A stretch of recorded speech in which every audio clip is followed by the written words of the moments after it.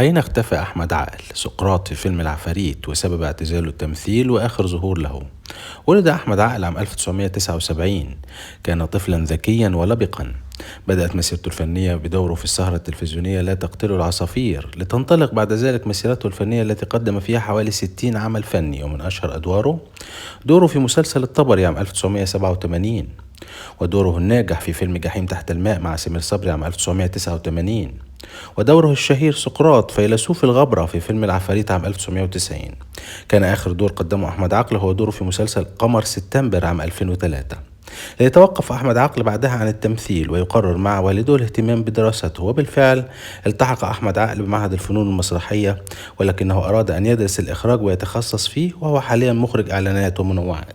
تزوج أحمد عقل عام 2005 وهو أب ل3 بنات، أكبرهن تدرس الآن في الجامعة، هن جنة وكرمة ورقية، ويبلغ عمره حاليا 46